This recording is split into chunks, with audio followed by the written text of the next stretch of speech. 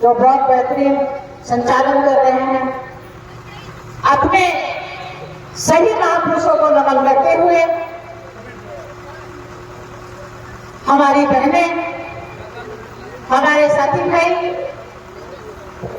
सामने बैठे हमारे भाई और बहनें, छोटे छोटे बच्चे, सभी को क्रांतिकारी जय भीम, जय भीम, जय भीम। आज जिला रायबरेली बहादुर नगर में उपस्थित हूँ, जहाँ पे मानवर काशीराम साहब की जयंती मनाई जा रही है। युवा साथी टीम द्वारा, जो हमारी रायबरेली की टीम है, सरवत रावत जी, उस्मा रावत जी, उनका पूरा परिवार, जो यहाँ के हमारे जो और भी साथी हैं, युवा साथी, जिन्होंने 1 महीने से कड़ी मेहनत करी है, तो आज यहाँ पे बहुजन समाज के लोग एकजुट हैं। अरुण कुमार गौतम जी, बहुत भी युवा हमारे दिख रहे हैं, बहुत लोगों के अगर नाम लेंगे तो बहुत समय लगेगा, पर इन्होंने बहुत मेहनत करी है और यहाँ पे जो लोग उपस्थित हैं तो वो दिख रहे हैं। हमारी बहनों की जनसंख्या, भाइयों की जनसंख्या, छोटे छोटे बच्चों की जनसंख्या जितनी भी है हमारे लिए काफी है। जो इस पंडाल में उपस्थित हैं वो कट्टर अम्बेडकरवादी है, वो कट्टर मानवर काशीराम साहब के साथी हैं, या जितने भी हमारे महापुरुषों की प्रतिमाएं बनी हैं वो उनको समझते हैं, उनकी भावनाओं को समझते हैं, तो मानवर काशीराम साहब की जयंती मनाते हैं। जितना मानवर काशीराम साहब का योगदान है साथियों, उतना शायद किसी का भी योगदान नहीं है। हमारे सिर्फ महापुरुषों का योगदान है।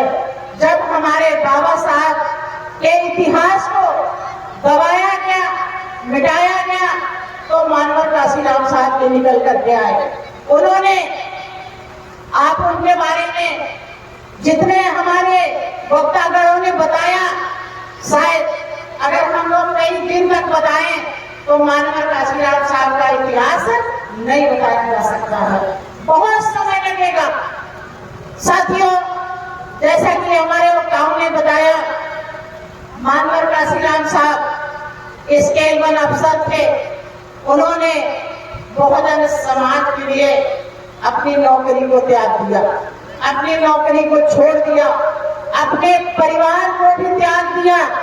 उन्होंने कहा, मैं घर कभी वापस नहीं आऊंगा। उन्होंने ऐसी कठिन प्रतिज्ञाएं ली थी, एक एक करके उन्होंने निभाया।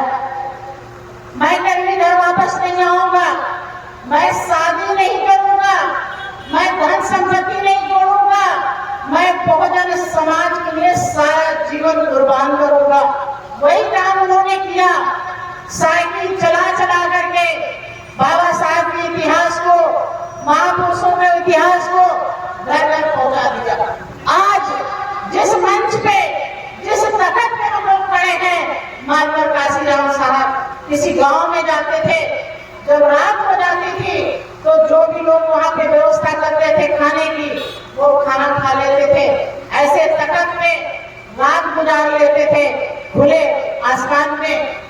मगर उनको कभी सुख सुविधा की चिंता नहीं थी। उनको किसकी चिंता थी? इस समाज की चिंता थी। जैसे कि हमारे बाबा साहब को समाज की चिंता थी।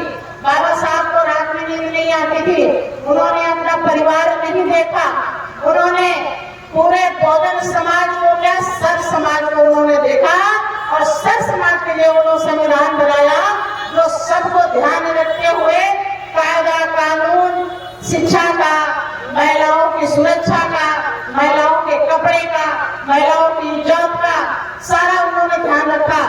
जब मानवर काशीराम साहब ने इतिहास को घर घर पहुंचा दिया, हमारे वक्ताओं ने बताया कि 4 बार सरकारें बनी, जो मानवर काशीराम साहब का त्याग था, जो बहन जी का त्याग था, जो हमारे महापुरुषों का त्याग था, जो हमारे बाबा साहब का सपना था। ऐसे नहीं उन्होंने उंगली उठाई है कि जाइए साथियों, जाइए भाइयों, जाइए संसद पे कब्जा करिए, तो वो सपना आप ही लोग पूरा करेंगे। यही युवा पूरा करेगा।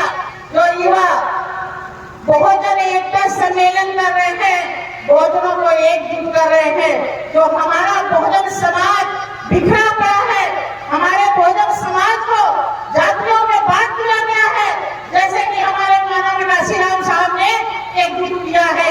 यही काम युवा साथी टीम कर रही है, बहुजन एकता सम्मेलन कर रही है, कि ताकि हमारे बहुजन समाज के लोग एक बैनर के नीचे, एक पंडाल के नीचे एक हो जाए, ताकि अपनी सरकारें बना सके, अपनी स्थिति को सुधार सके, अपनी बहन बेटियों की इज्जत बचा सके, अपने बेटे को बेखौफ कहीं भी वो पढ़ा सके। जात पात छुआछूत सब मिटनी चाहिए। तो साथियों, जब मिटेगी जब आप लोग एक हो जाएंगे। जैसे कि आज हमारा बहुजन समाज, आज मैं पहली बार रायबरेली जिले में नहीं आई हूँ, आज मैं पहली बार यहाँ नहीं आई हूँ, मैं 7-8 साल से बराबर मैं यहाँ पे आ रही हूँ और आप लोग खूब परिचित हैं। अगर किसी की कोई समस्या होती है, चाहे बहन बेटी की समस्या होती है, चाहे युवाओं की समस्या होती है, चाहे हमारे कोई बुजुर्ग को प्रताड़ित किया जाता है, जब कोई हमें सूचना देता है, तो मैं लखनऊ में बैठे उनको जो है न्याय दिलाने का काम करती हूँ। ऐसे बदमाशों की FIR दर्ज कराती हूँ, ऐसे बदमाशों को जेल के अंदर जलाती हूँ। अपनी बहन बेटियों, महिलाओं को, युवाओं को मैं वहाँ के बैठे न्याय दिलाने का काम करती हूँ। मैंने कार्य, मेरा जितना भी जीवन बचा है बहुजन समाज के लिए समर्पित है। आखिरी सांस तक मैं बहुजन समाज के लिए काम करूंगी। आपके बीच में ये जरूर कहूंगी कि आप सरकारें बनाएं, आप मंत्री और विधायक बने, आप अपनी बेटियों को मौका दें, आप महिलाओं को मौका दें। मैं कभी नहीं कहने आऊंगी कि मुझे मंत्री और विधायक बनना है। जिस दिन हमारे युवा बनेंगे, हमारे समाज की महिलाएं बच्चे बनेगी, उस दिन हमें खुशी मिलेगी कि जो मैं त्याग कर रही थी, जो मैं काम कर रही थी, उसमें आज सफलता मिली है। आज हमारे बाबा साहब का सपना पूरा हुआ है, आज हमारे रमाबाई का सपना पूरा हुआ है, आज हमारे मानवर काशीराम साहब का सपना पूरा हुआ है। जब हम मानवर काशीराम साहब की जब उन्होंने संघर्ष किया, जब पहली बार उनकी सरकार बनी थी, जब बहन मायावती जी ने संघर्ष किया, जब पहली बार उनकी सरकार बनी थी, तो उस समय में पहला काम क्या हुआ था साथियों, उसको मैं बार-बार रिपीट करती हूँ। पहला संग्राम वो हुआ था, जितने गुंडे और बदमाश थे वो जेल के अंदर डाले गए, जेल के अंदर कराया गया। जितनी हमारे गरीब तबके के लोग थे बहुजन समाज के, उनके लिए 3 एकड़ का पट्टा बहन जी ने किया, ताकि अपनी खेती में वो करके खा जाए। कि लोगों की गुलामी करते करते लोग बहुत दुखी हो चुके थे। 2 समय की उनको रोटी नहीं मिलती थी। जो हमारी माताएं, जो बुजुर्ग, जो विधवा माताएं थी, उनके लिए जो है विधवा पेंशन बनाई गई, महंगाई भत्ता बनाया गया, ताकि ऐसा नहीं है कि वो सिर्फ बहुजन समाज के लोगों के लिए करे थे। उसमें जो गरीब लोग समाज के थे, उनके लिए भी 3 एकड़ का पट्टा हुआ था। मैं इसलिए बताना चाहती हूँ कि आज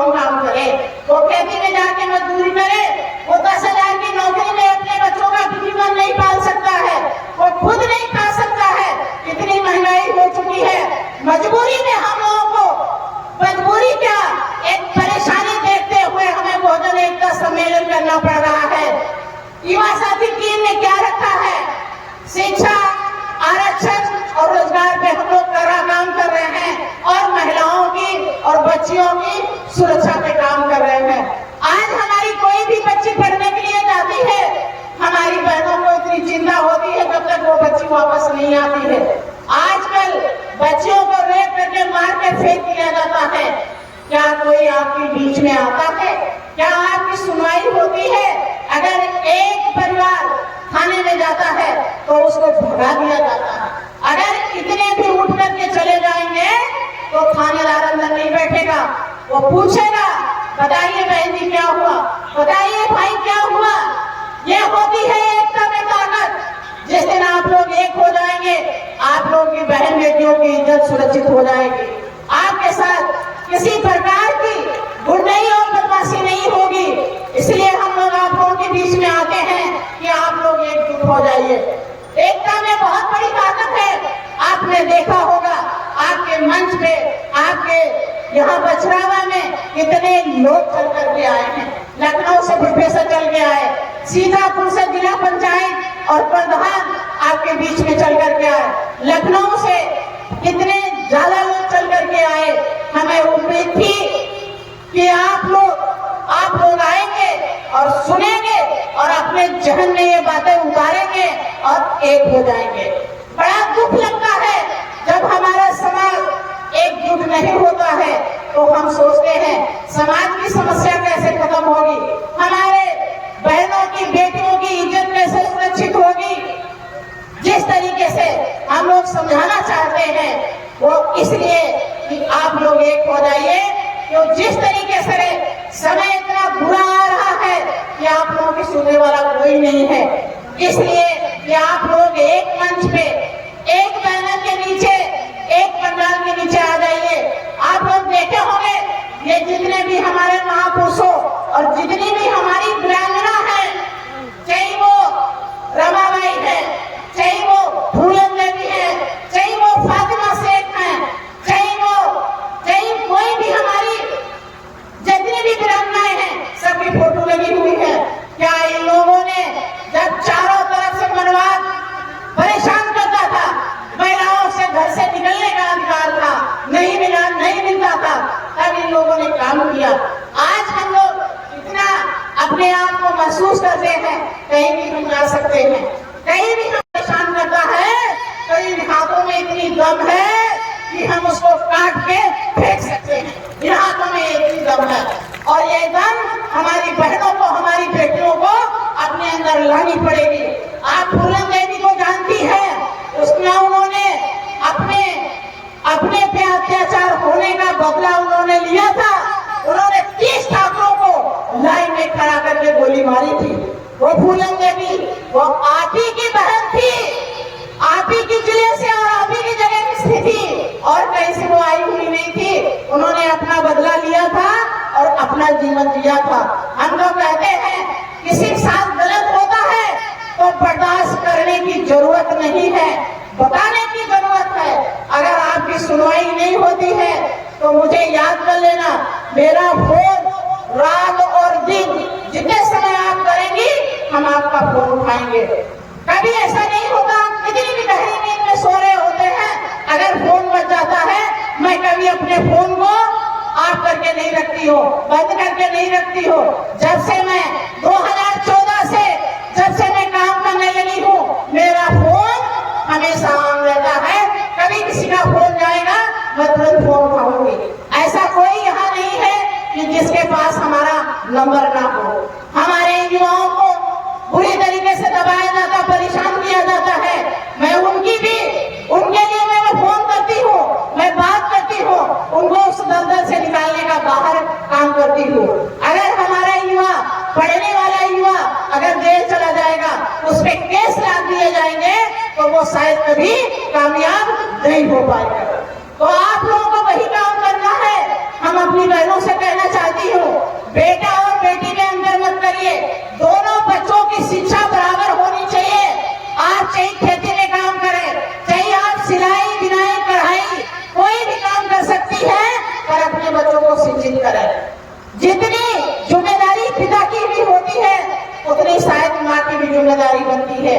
अपने घर में बहुत अच्छा तालमेल बना करके रखिए ताकि आपके बच्चों का भविष्य है वो पूरी तरीके से उनको गुलाम बनाया जा रहा है।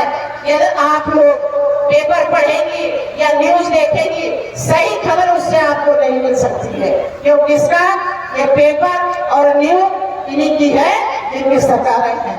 आप लोग ऐसी मीटिंगों में आएंगी, आप अपनों के बीच में बैठेंगी, तभी आपको पूरी जानकारी मिलेगी। तो अंदर मत करिए, दोनों बच्चों की शिक्षा बहुत जरूरी है। शिक्षा वो शेरनी का दूध है जो पिएगा वो कहीं भी जाकर के अपने हक और अधिकार के लिए दहाड़ेगा। आपने देखा होगा हमारी कुछ बहनें बैठी है, ये व्हाइट ड्रेस में है। व्हाइट ड्रेस कोई बुरा कपड़ा नहीं है। लोग कहते हैं कि ये उस दिन पहना जाता है। अरे इसी व्हाइट ड्रेस के लिए तो हमारे लोगों पे अत्याचार होता था। हमारे बाबा साहब ने एक बार वो सफेद शर्ट का कपड़ा खरीदे, दुकान पे खरीदे थे, और जब उस दुकानदार को पता चल गया था वो इस जाति के हैं, उनको अछूत कहा जाता था, तो उस शर्ट के कपड़े को मिट्टी में सान करके और फेंक के दिया गया। कितना बड़ा अपमान हुआ था। मैं तो कहती हूँ सारे लोग व्हाइट कपड़ा पहनो, सारे लोग पहनो। ये कपड़ा एक शांति और सुकून मिलता है इस कपड़े से। जिससे हमारे बाबा साहब का अपमान हुआ था, मैं बर्दाश्त करने वाली नहीं हूँ। मैं 2014 से जब भी मैं निकलती हूँ मीटिंगों में, ऐसी मीटिंगों में, मुझे व्हाइट कपड़ा बहुत अच्छा लगता है। मैं सबको यही सलाह देती हूँ, खाली नेता ही नहीं पहन सकते हैं, आप सब पहन सकती हो। सफेद कपड़े में कोई बुराई नहीं है, ये अच्छा कपड़ा है। जिससे हमारे दुश्मनों को तकलीफ पहुंचती है, जलन पहुंचती है, जो हमारे लोगों को सताए हैं, उनको हर मौके में मैं तकलीफ देना चाहती हूँ। तुम घुटो, तुम जलो, और हमारे लोग पाठ से चलेंगे, ये मैं चाहती हूँ।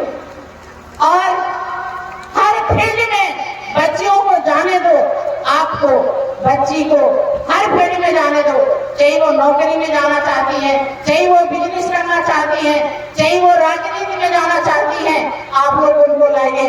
आपने देखा होगा अभी 2 बच्चियां यहाँ पे जो मिशन गायक मिशन डांसर है, आप देखिए उनका पूरा परिवार आया हुआ है।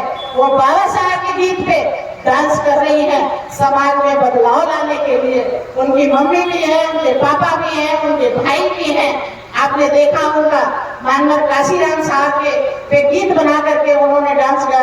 उनको यहाँ कोई निमंत्रण नहीं देने गया, उनको लगा कि यहाँ पे बहुजन एकता सम्मेलन हो रहा है, युवा साथी का प्रोग्राम हो रहा, मानवर काशीराम साहब की जयंती मनाई जा रही है। वो लोग पहुंची और आपके किसी यहाँ पे पिछले साल भी आई थी, आप लोगों को याद होगा।